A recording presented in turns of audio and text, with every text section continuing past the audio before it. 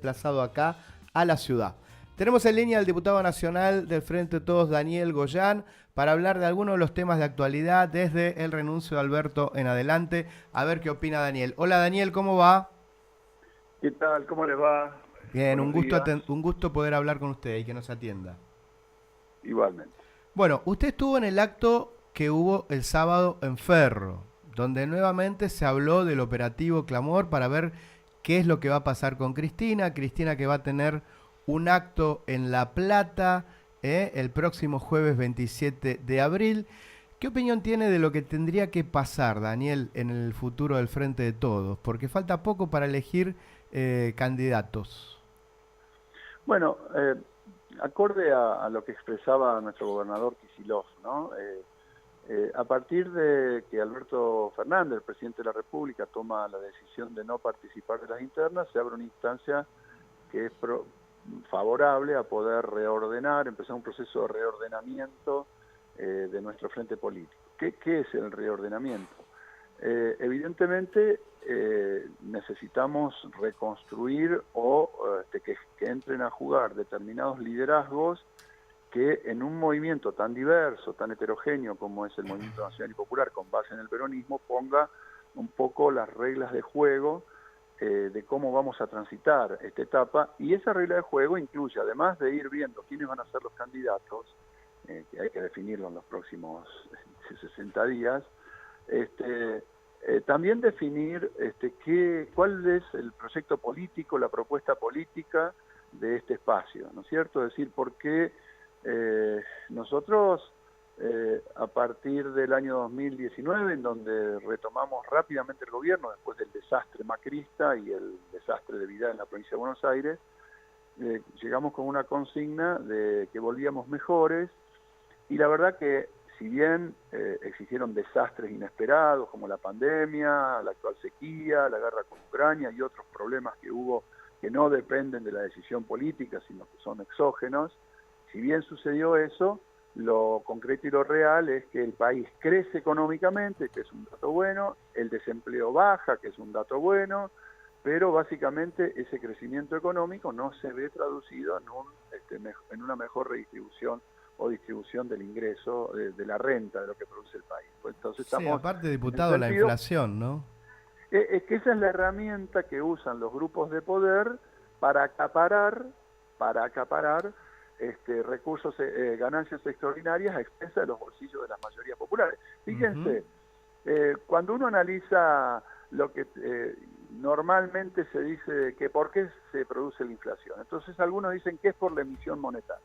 Bueno, la emisión monetaria viene siendo todos los años, salvo el año de la pandemia, viene siendo todos los años muy inferior a la inflación. Es decir, ahora en lo que va del año llevamos 40%, el crecimiento de el 40% de la inflación representa la expansión monetaria, muy por debajo de la inflación. No lo puedes explicar por ese lado porque la expansión monetaria viene muy por detrás de la inflación.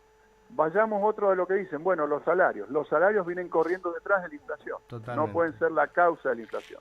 Poné las tarifas están muy por detrás de la inflación. Poné la devaluación del dólar, está muy por detrás de la inflación. Y si hablamos del dólar real que compra la gente, los importadores para producir o para vender o comerciar en Argentina, es muy, muy inferior. Entonces, ninguna de las cuatro cosas que normalmente se explican según determinadas teorías, la justifican.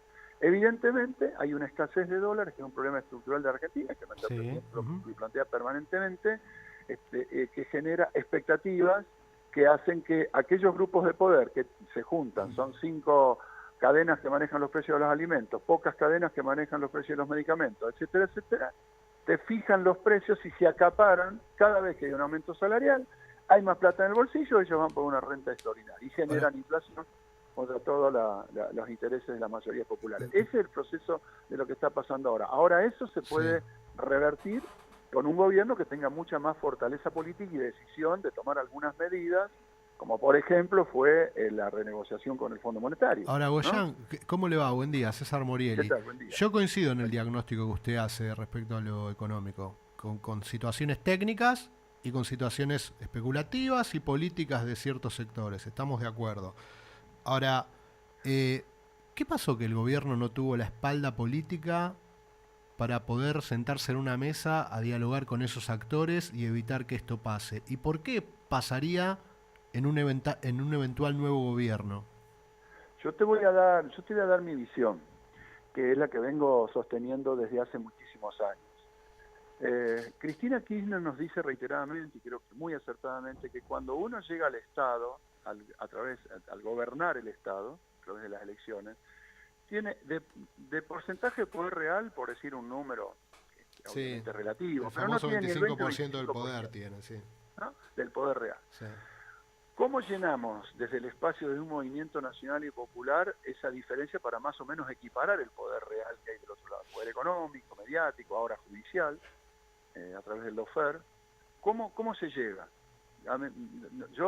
Nadie me ha podido dar una respuesta más allá de la que ofrece el peronismo desde hace muchas décadas, pero que nosotros no estamos practicando, y que es la necesidad de contar con una organización de escala superior que pueda sintetizar la enorme diversidad que tiene este enorme movimiento, esa enorme fuerza que tiene este movimiento, y que ante las causas comunes de todos los sectores seamos capaces de poner 300, 400, 500 mil personas en la calle cada vez que haga falta. Y eso se hace con organización y conciencia, y con mucha organización.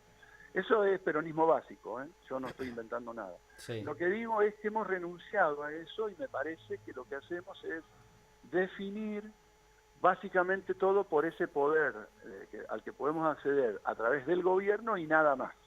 Y entonces, cuando uno ve movilizaciones, siempre son fragmentarias, sectoriales, de reclamos sectoriales, pero cuando necesitamos masividad una y otra vez, cuando necesitamos 300.000 personas en la calle y hacer que el 2x1 de la Corte se caiga inmediatamente, eso no lo tenemos. Para eso necesitamos una gran organización de este enorme movimiento nacional y popular. Estoy remitiéndome ya a John William Cook, del gigante invertebrado y miope. Tenemos la fuerza de un gigante, pero sin mayores niveles de organización. Pero no puede haber una masa movilizada siguiendo a liderazgos políticos que están diversificados, que me parece que fue el gran problema del Frente de Todos. Precisamente porque el liderazgo solo garantiza hasta un punto la movilización masiva. Tiene un límite. Por eso el peronismo planteaba la necesidad de construir una organización superior que aglutine a toda esa enorme diversidad de gremios, sindicatos, movimientos sociales, etcétera, etcétera, etcétera, y les dé una capacidad de movilización ante las respuestas que nos engloban a todos. Es decir, acá cada uno puede discutir su sector, un reclamo gremial, sectorial, un movimiento social. Ahora, si no logramos volver al 50-50 de entrada, a la repartija de la riqueza, y si no logramos seguir haciendo que el país crezca para poder repartir cada vez más en ese 50-50, si no logramos eso es porque no tenemos la fuerza y la organización suficiente y la movilización suficiente. Diputado, no hay otra salida. Frente a esta situación que escuchamos con mucha atención, el panorama de los candidatos o candidatas, usted si le preguntan, bueno, ¿qué es lo que hay que hacer? ¿Qué haría usted? Hoy por hoy, mientras podemos poner en debate todo esto que te estoy diciendo, que obviamente los tiempos urgen a otras cosas, hoy por hoy claramente la persona que puede reordenar este movimiento de cara a las elecciones, que es lo más urgente ahora que sea lo urgente no puede después transformarse en lo permanente, pero lo más urgente ahora hacer es poder reordenarnos y poder dar una batalla que podemos llegar a ganar este año en las elecciones. La única que hoy tiene las condiciones para hacer eso claramente es Cristina Fernández. Entonces por eso estamos reclamando, pidiendo que sea ella quien encabece la fórmula presidencial, y en el caso de que Cristina decidiera no hacerlo, pero también que sea la persona, porque es la persona más idónea, que se ponga a la cabeza de reorganizar el movimiento peronista, el Frente de Todos, toda esta coalición, por supuesto con la participación de todos los actores de la coalición. ¿Y una PASO no podría ser importante, una PASO? Mire, la PASO, quien quiera usarla, es una ley y la puede usar.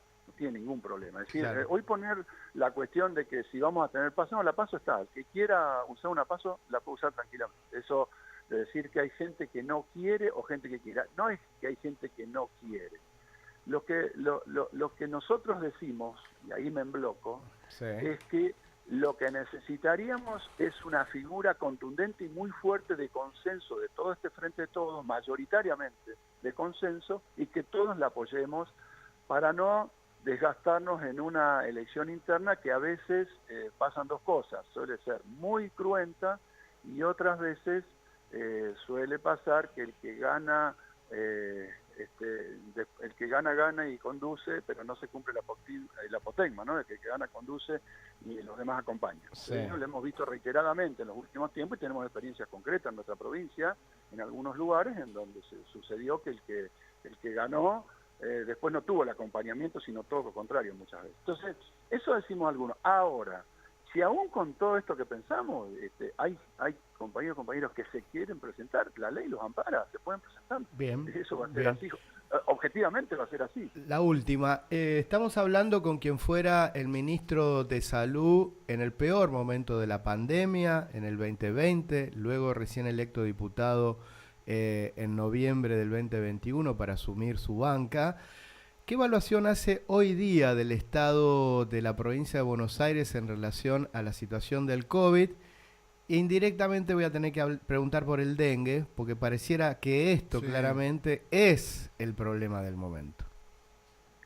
Sí, el COVID está en las generales de la ley, de lo que sucede en todo el país y en todo el mundo, con una enfermedad que ha cambiado drásticamente su comportamiento, básicamente porque no genera casos graves con internación en terapia, que colapsan las terapias, y ahí empieza el grueso del problema por la cantidad de muertos que produce. Eso en el mundo está controlado, las nuevas variantes hasta ahora no han aparecido que tengan gran incidencia sobre los alvéolos pulmonares, que es el tema problemático, sino que produce estados catarrales de la vía respiratoria alta.